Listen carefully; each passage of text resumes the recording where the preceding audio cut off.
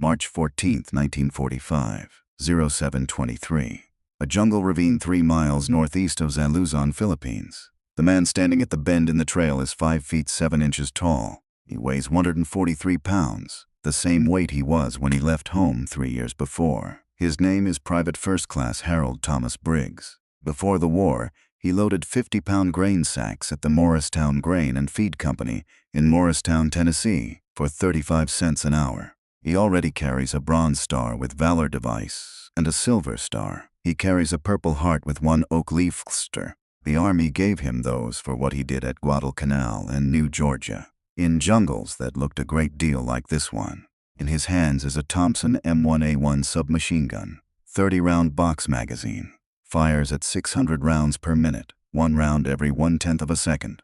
The morning mist still clings to the undergrowth. Visibility is approximately 12 feet. Briggs has been awake for 31 hours. He has eaten 1 C-ration meal in the last 24. He rounds the bend in the trail, and 12 Imperial Japanese Army soldiers step out of the tree line into a small clearing, weapons raised. Their sergeant, a compact man in a soiled field uniform, regimental insignia on his collar, a Type 14 Nambu pistol already drawn and pointed at the center of Briggs's chest, takes 1 step forward. His English is slow, it is deliberate, it has clearly been practiced. Drop weapon. Hands up, you prisoner now. Harold Briggs looks at the 12 men, he looks at his weapon. He looks back at the 12 men. The jungle goes completely silent. If you want to see how this ends, stay with us. But first, who was Harold Briggs? And how did a grain sack loader from Morristown, Tennessee end up alone in a Philippine jungle at dawn, facing 12 armed soldiers and a pistol pointed at his heart? Harold Thomas Briggs was born on April 3, 1921, in a 2-room farmhouse on the eastern edge of Hamblin County, Tennessee, in the fold of the Smoky Mountain foothills where the nearest paved road was 4 miles of red clay in either direction. The county had roughly 19,000 people in 1921. Most of them farmed, most of them stayed. His father, Elmer Briggs, split whisk between alternating shifts at the Morristown Woolen Mills and a 1/4 acre of rocky ground, where he kept 6 hogs and a vegetable garden that bordered on. Stubborn. His mother, Clara Nay Hubbard, raised Harold and his 2 younger sisters, Ruth and Agnes, on preserved vegetables, side of the road hunting, and a discipline that did not require raising her voice. The family had no telephone. They received news from a battery-powered Philco radio that only worked reliably in cold weather. And even then, only if someone held the antenna wire at a specific angle against the kitchen window. Harold graduated from Hamblin County High School in June of 1939, 23rd in a class of 31 students. His transcript was ordinary in almost every category. Average marks in English, arithmetic, and civics. Satisfactory in agriculture. His shop class teacher, a man named Leonard Ott, wrote in his final evaluation, "Harold has a methodical mind. He takes things apart, figures out how they work, and puts them back together correctly. He does not rush." It was the most perceptive thing anyone had written about Harold Briggs up to that point in his life, and it would, years later, prove to be the best description of the way he fought a war. He went directly from school to the Morristown Grain and Feed Company, a low brick building on Industrial Drive that smelled permanently of burlap and milled corn. Harold unloaded delivery trucks, sorted the stock by variety and weight, swept the concrete floor at closing time, and occasionally ran small deliveries in the company's 1938 Dodge flatbed. He was paid 35 cents an hour. He had never been outside Tennessee. He had never fired a weapon of any kind. He stood 5 feet 7 inches in his work boots. At graduation, he weighed 128 pounds. By the spring of 1941, after 2 years of hauling sacks, he had put on 9 more. He was not large. He was not loud.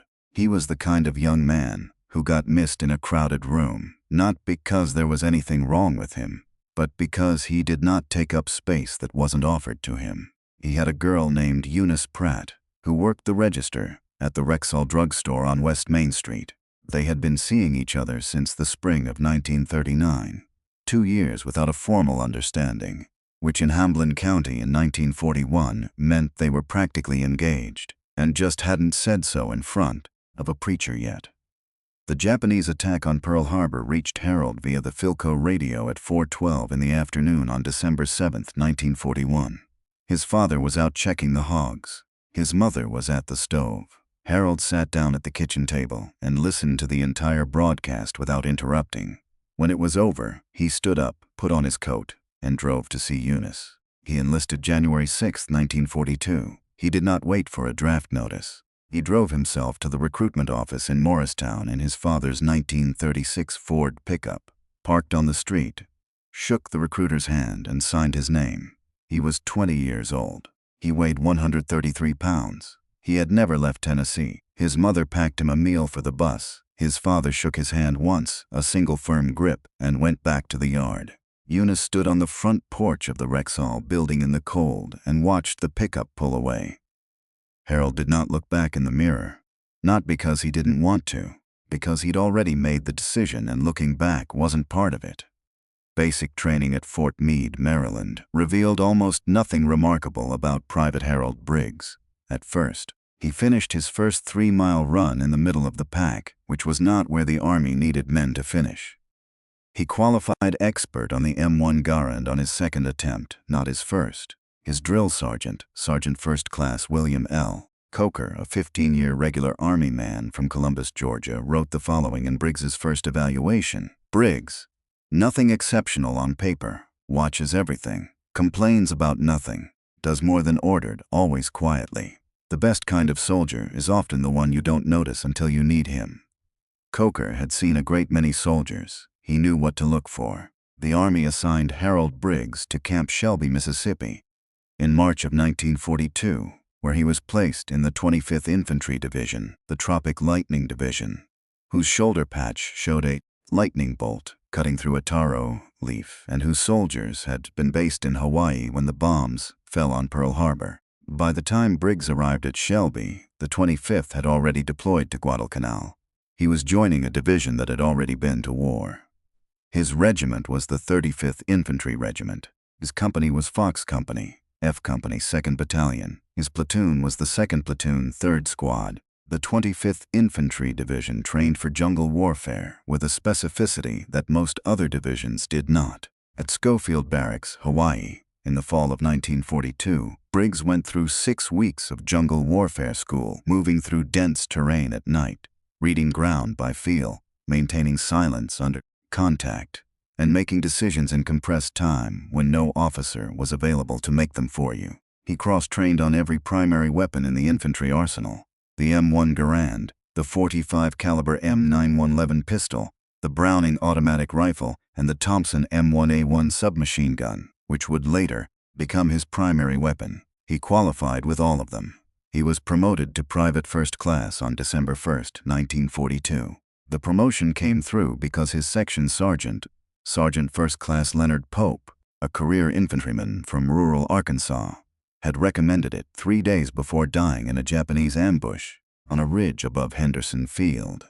The paperwork moved through the system. Briggs received the stripe. He did not celebrate. Pope had been the best soldier he'd met to that point in his life, and celebrating anything in the week after a man like that died seemed wrong. On December 8, 1942, F Company boarded trucks for the docks at Pearl Harbor. Destination: Guadalcanal. Combat load: M1 Garand bayonet, 2 bandoliers of 30-06 ammunition, 3 fragmentation grenades, 1 smoke grenade, a canteen, a poncho, and a canvas field pack that weighed, fully loaded, 67 pounds. Harold Briggs stood at the stern of the troop ship as the lights of Honolulu faded behind them and the Pacific spread out in every direction, black and enormous and indifferent. He wrote one line in his field diary that night: "Left, don't know when back." He was not yet the soldier he was going to become. The Pacific Ocean was about to start showing him what was already inside him. The first time Harold Briggs did something that made the men around him stop and look at each other was on Guadalcanal, January 13, 1943, at 06:45 in the morning, during what the 35th Infantry's after-action report would later describe as a routine security patrol along the Matanacao River. Nothing about it was routine. F Company's 2nd Platoon had been tasked with clearing a 600-yard stretch of secondary jungle between Hill 88 and the eastern riverbank, undergrowth so thick that visibility in places dropped to less than 8 feet, where the canopy above blocked the morning light to a dim green murk. and where the ground was soft red mud that swallowed a boot ankle-deep with every step. 22 men moved in column formation along a narrow trail. Briggs at the 7th position, moving through that silence that combat veterans recognize immediately. The silence that isn't peaceful, the silence that is listening.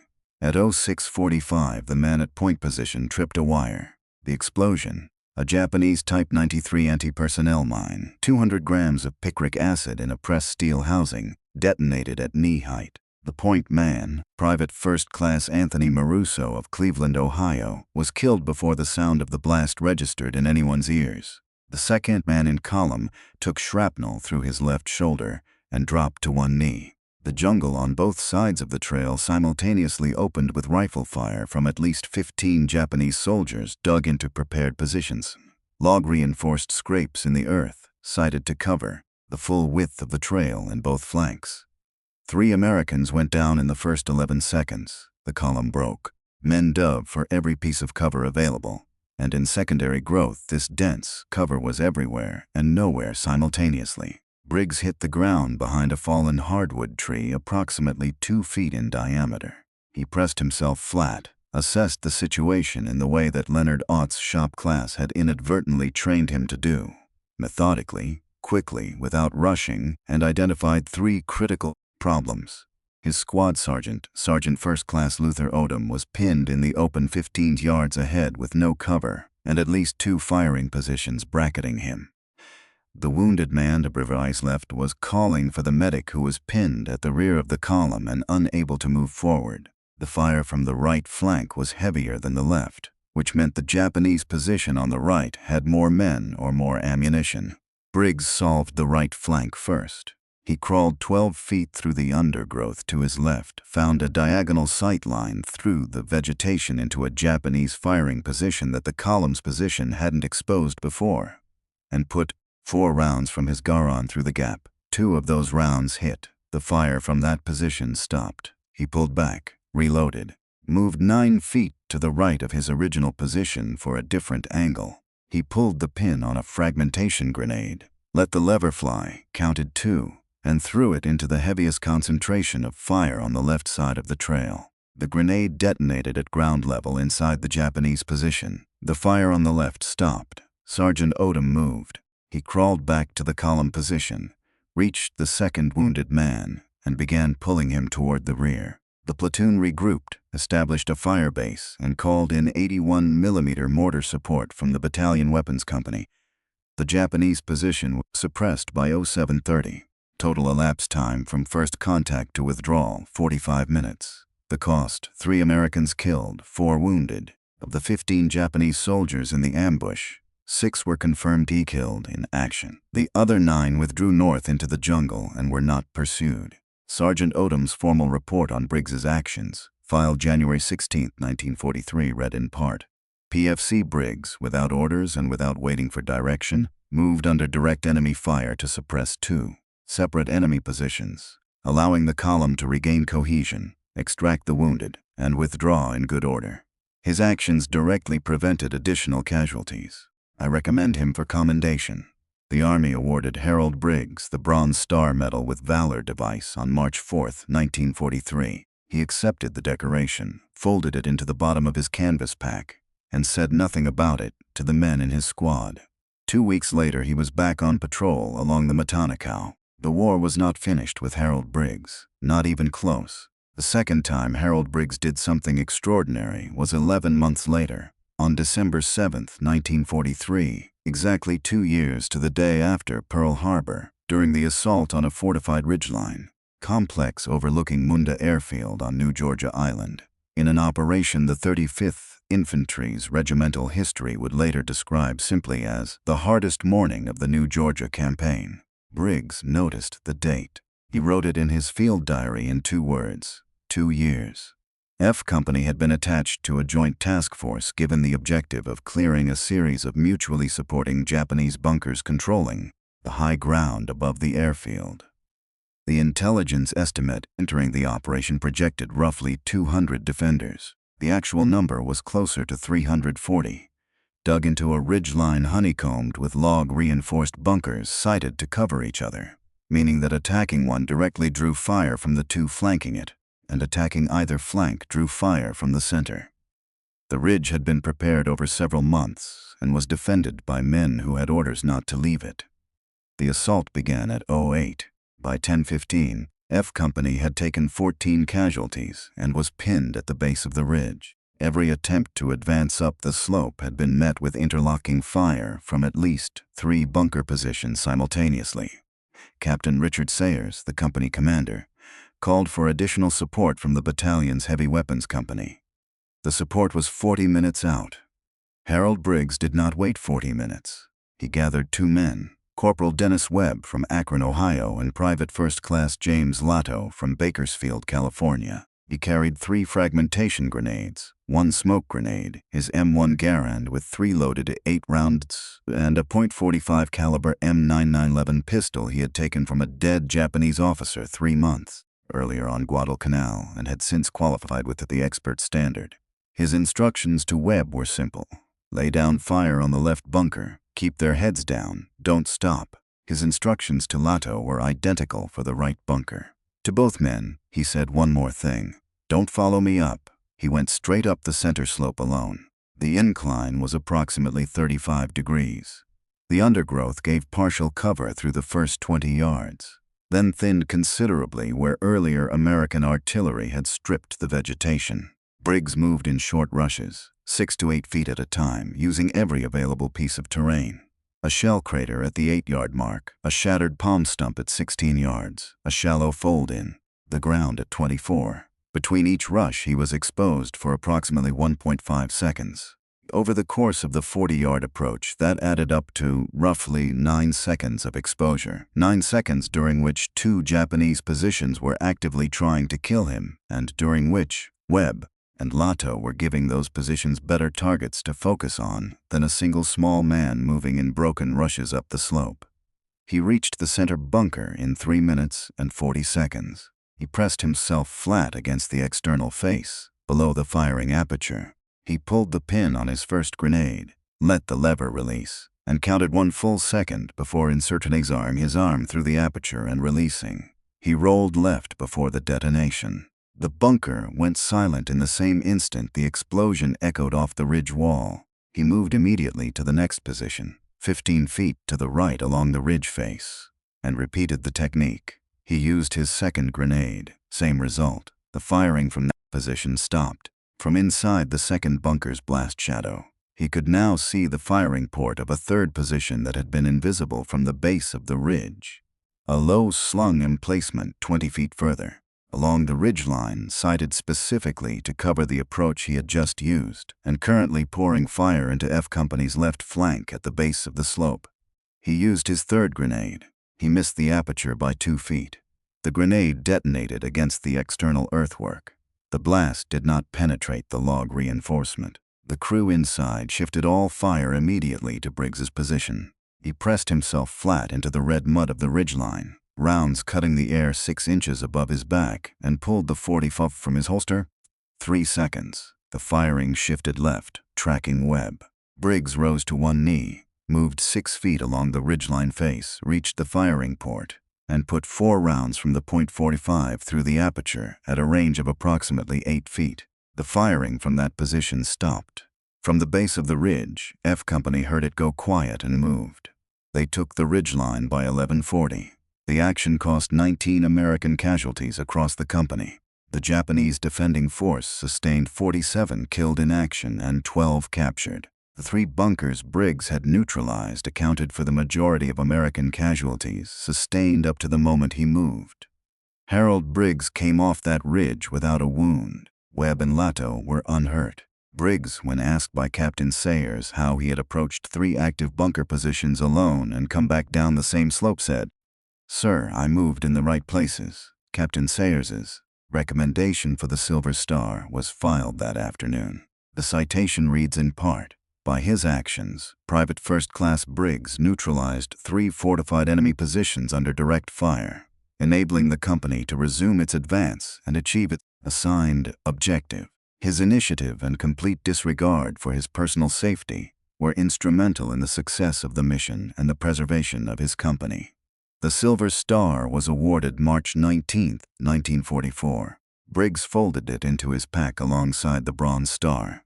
He had not yet done the thing for which the Army would give him its highest honor. Before we get there, if this story has earned it, hit subscribe and click the bell. There are hundreds of men like Harold Briggs buried in the records, and every subscription is a direct argument to keep telling these stories. Now, back to Luzon. Back to March 14, 1945. Back to the jungle clearing where 12 men are waiting. By February of 1945, the 25th Infantry Division was committed to the Luzon Campaign, the liberation of the main Philippine island, the largest and most complex land operation in the Pacific Theater, against a Japanese defending force that had been explicitly ordered to hold every inch of ground until death. They were following that order. The 35th Infantry Regiment was pushing northeast of San Jose through a maze of steep ravines, river crossings, and triple canopy jungle that the divisional G3 staff described in operational briefings as terrain favorable only to the defender. The Japanese 26th Infantry Group, an estimated 800 soldiers as of February 1st, though attrition by mid-March had reduced that number considerably, held a series of prepared positions across a 4-mile front. F Company's sector was the ravine country.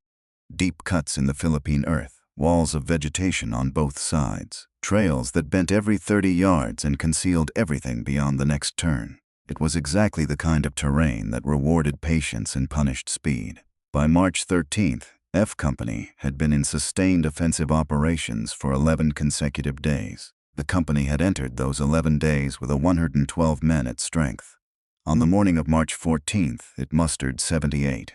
17 of the missing were dead. 17 more had been evacuated with wounds that could not be treated in the field. The company was at 69% strength, had used approximately 60% of its organic ammunition in the previous 5 days, and was running on 4 to 6 hours of sleep per man per night, on the men who got any sleep at all.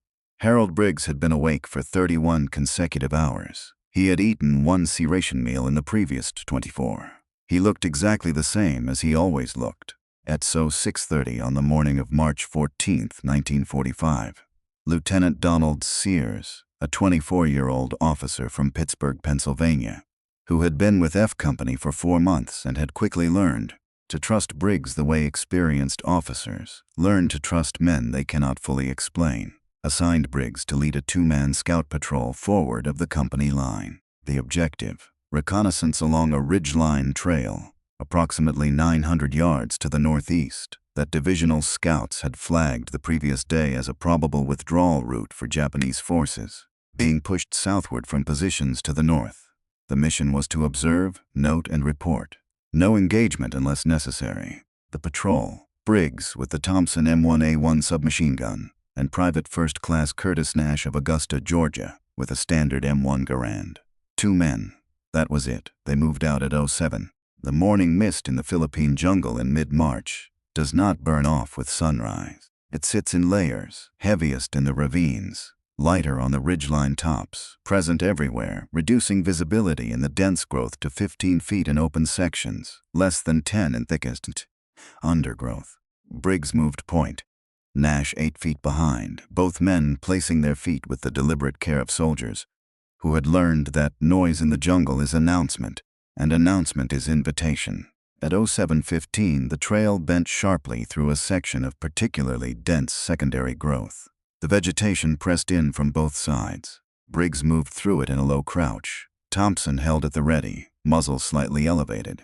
At 07, Nash's right boot came down on a dry hardwood branch, the kind that does not bend, only snaps. The crack carried 30 yards in every direction. Briggs stopped, closed fist raised behind him. Both men froze. He counted 30 seconds. No response, no movement in the vegetation. A bird called once from the canopy above and went quiet. He signaled forward. They moved again. The trail bent left at 07:21, following the natural curve of the ravine wall as it deepened.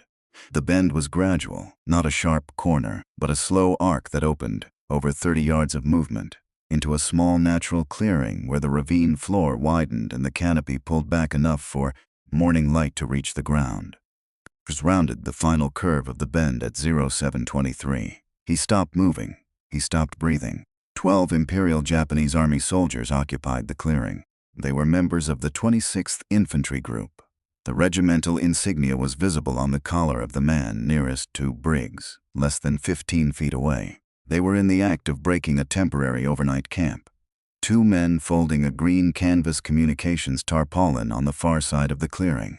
4 men at a small fire, 2 of whom were in the process of extinguishing it with a dirt shovel. 2 eating from field tins. 3 men seated on the ground, with their rifles across their knees, checking actions and chambers. 2 men standing at the far tree line at the clearing's opposite edge, their Arisaka Type 99 rifles slung, looking away from Briggs. And 1 man, a sergeant, older than the others, with the deliberate posture of a man, accustomed to being in charge of situations, standing in the approximate center of the clearing, already facing the trail.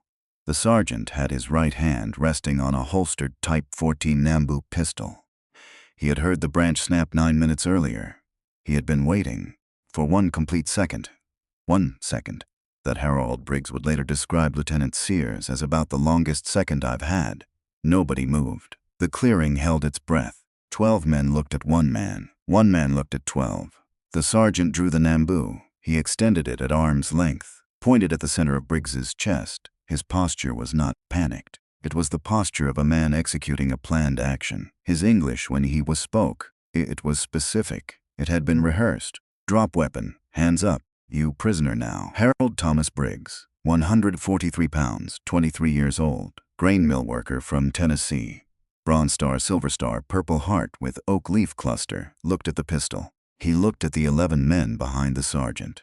Weapons coming up, attention sharpening, the camp-breaking motion stopping completely as every man in the clearing oriented toward the trail. He began to lower the Thompson. Slowly, as if complying, the sergeant watched his hands. The other 11 men watched the sergeant. Nobody was watching the trail behind Briggs. Nobody was watching Curtis Nash, still concealed by the final curve of the trail's bend. 8 feet back in the undergrowth, his Garand already raised, and his heartbeat, he would say later, the loudest thing in the jungle. Briggs brought the Thompson to approximately hip level. His right hand found the pistol grip.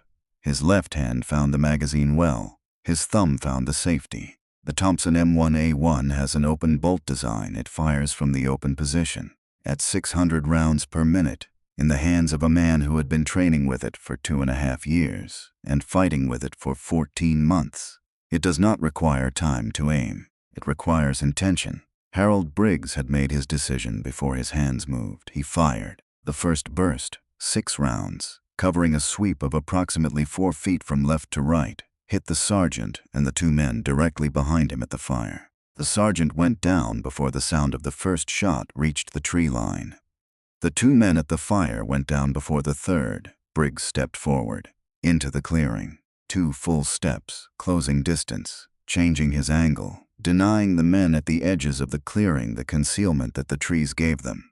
The men folding the tarpaulin broke left, toward the ravine wall. The 3 men seated with their rifles scrambled in 3 different directions. 1 went right toward the far tree line. 1 went directly into the undergrowth at the base of the ravine. 1 rose to his feet and raised his Arisaka. Briggs fired again. The man with the raised Arisaka went down. He tracked left. The 2 men from the tarpaulin had reached the ravine wall and turned back, sidearms drawn. He was already moving, covering 3 feet diagonally, changing his angle. The same thing he had done on the ridgeline above Munda. The same thing Leonard Ott had identified in shop class without knowing what it meant, and the new angle gave him both men simultaneously. 2 bursts. Both men went down against the ravine wall. He ejected the magazine. He had a fresh one in his left hand before the empty one hit the ground. 2 seconds from empty to chambered round, a sequence he had practiced until it was reflex. He brought the Thompson back up. Nash came around the bend. Briggs, without turning, left. Nash went left. His Garand came up. He covered the undergrowth at the base of the ravine where 1 man had gone. He fired 3 times. The 2 men who had been standing at the far tree line at the start of the contact had gone into the undergrowth opposite. 1 emerged at the edge of the tree line at the clearing's far side and raised his Arisaka. Briggs fired once. The man went down. He swept the clearing. standing, moving, covering the full 180-degree arc in front of him. The three men who had been seated checking weapons. One was down from the Garand fire at the clearing's edge. One Briggs could not account for.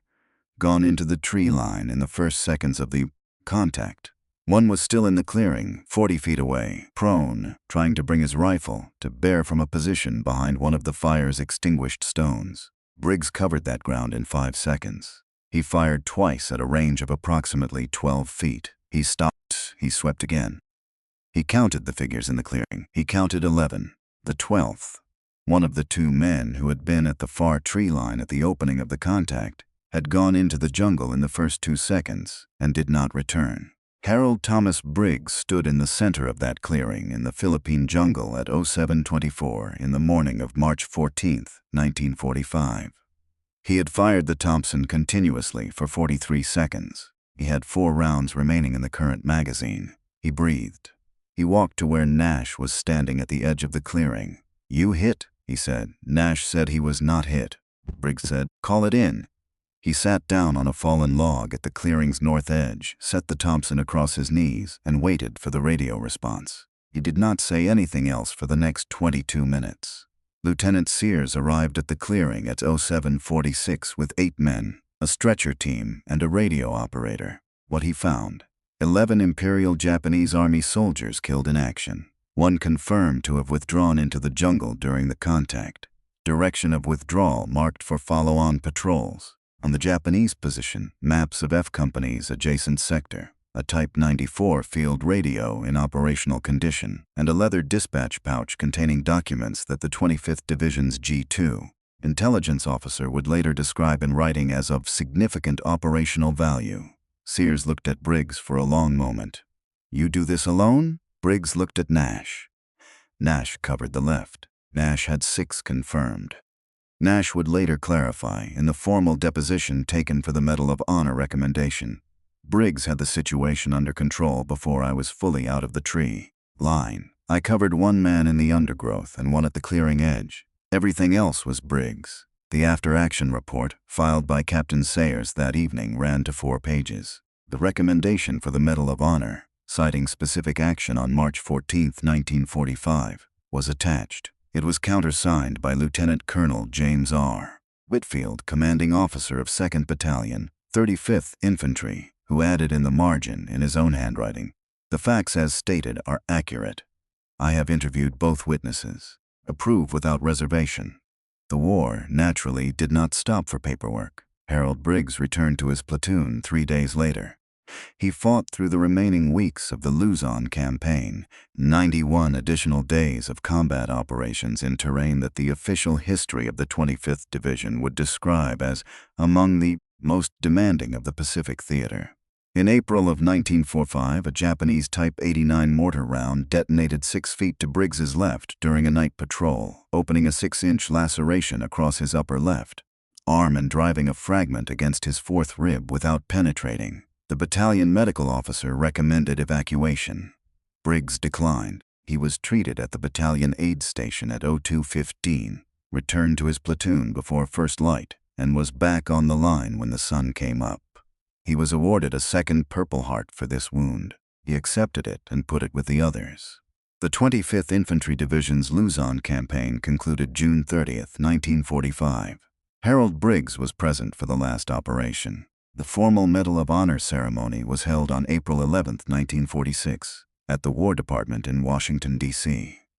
President Harry S. Truman placed the ribbon around Briggs's neck personally. President Truman, who had himself served in combat as an artillery captain in France in 1918, reportedly said to Briggs before the presentation, "I would rather have this medal than be president." Briggs reportedly answered, "Yes, sir." His complete decoration record at the time of his discharge: April 18, 1946, Medal of Honor, Silver Star, Bronze Star Medal with Valor Device, Purple Heart with Oak Leaf Cluster, American Campaign Medal, Asiatic Pacific Campaign Medal, with 4 Bronze Campaign Stars, Guadalcanal, Northern Solomons, Luzon, New Guinea, Philippine Liberation Ribbon, World War II Victory Medal. He packed all of it into a canvas duffel bag, boarded a Greyhound bus in Washington, and rode south and west for 16 hours through Virginia, Tennessee, and home. Harold Briggs arrived at the Morristown bus station at 2:15 in the afternoon on April 19, 1946. There was no ceremony. The city of Morristown had discussed one and could not agree on a date. And by the time anyone had committed to an arrangement, Briggs had already come home. His mother was at the station, wearing her good coat. Eunice Pratt was there, in a blue dress she had bought specifically for the occasion.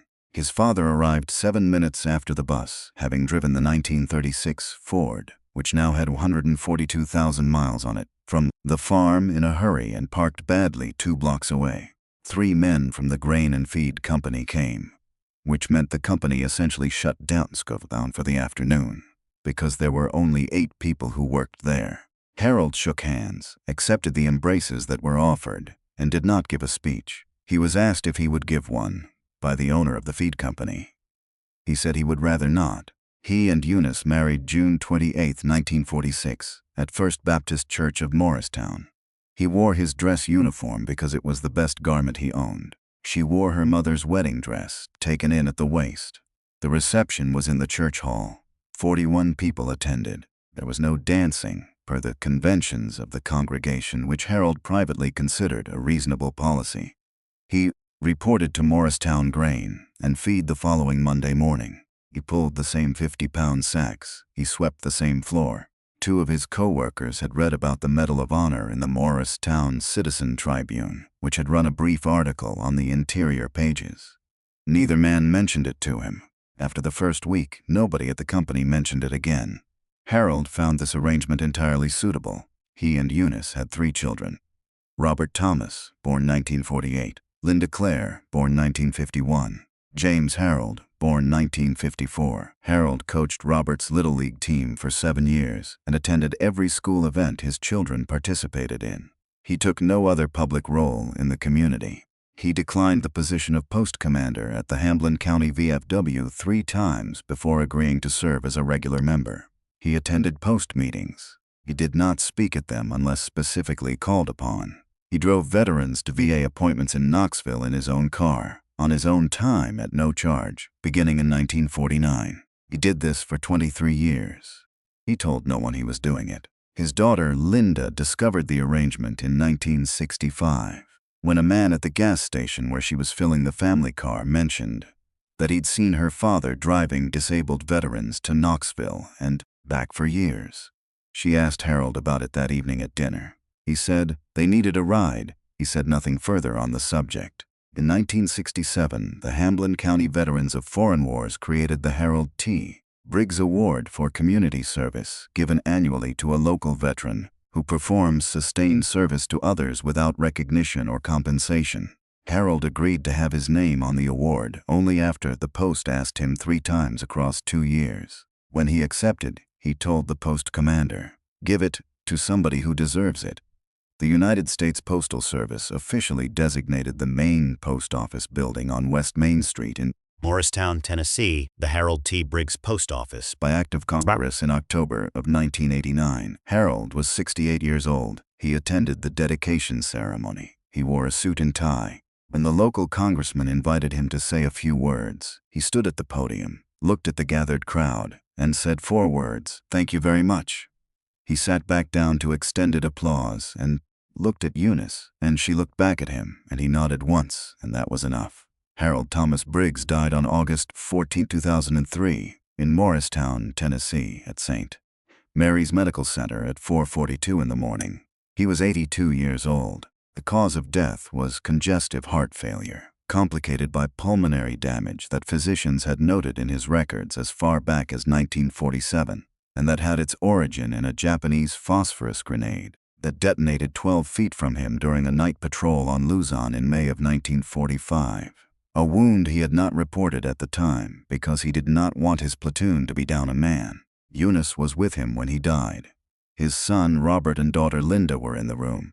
His son James arrived from Kingsport 20 minutes later. He is buried at Andrew Johnson National Cemetery in Greenville, Tennessee. Section 7, Site 121A. His headstone lists his name, his rank, his dates, his branch of service, and his decorations. It does not explain any of them. The military funeral honors were provided by a detail from the 35th Infantry Regiment, United States Army. His regiment unchanged in name across 6 decades. 7 soldiers in dress uniforms stood at the graveside in the August Tennessee heat and fired 3 volleys and folded a flag into a precise triangle and presented it to Eunice. And that was how it ended. Harold Briggs was not the largest man in any room he ever entered. He was not the most educated, the most decorated at the start, the most likely to be remembered. He loaded grain sacks for 35 cents an hour in 1941, went back to loading grain sacks in 1946, and did not consider this a diminishment. He did not write a memoir. He did not agree to interviews with the exception of 2, both granted reluctantly, both conducted by veterans historians whom he trusted not to use the word hero in the article afterward. He was asked on one of those occasions what he thought about in the 43 seconds of the clearing on Luzon. He was quiet for a moment. He said, "I thought about what needed doing." His Medal of Honor was found in his bedroom dresser after the funeral. His daughter Linda found it. It was wrapped in a clean handkerchief, folded precisely, placed beneath 2 pairs of folded socks. There are thousands of stories like Harold's. They are in regimental after-action reports in the National Archives. They are in county newspapers nobody reads anymore. They are in the memories of men who came home and said very little about any of it because they had decided, somewhere in a jungle or a field or a ravine, that what they had done was what the situation had required, and the situation was over, and that was the end of it. Every view on this channel, every like, every subscription, that is a vote to keep reaching back into those archives and pulling these men out of the dark where history left them. Drop a comment and tell us where you're watching from. And tell us, did anyone in your family serve? Any war, any branch, any theater? We want to know. Every name in those comments represents a story. Some of them we should be telling. Harold Thomas Briggs picked up 50-pound grain sacks for a living. He stood 5 feet 7 inches tall and weighed 143 pounds. He walked into a clearing in a Philippine jungle at 07:23 in the morning, faced 12 armed men who told him to surrender. And 43 seconds later, he sat down on a log and asked his partner if he was hit. He never mentioned that clearing to anyone who didn't already know about it. He just needed a ride home.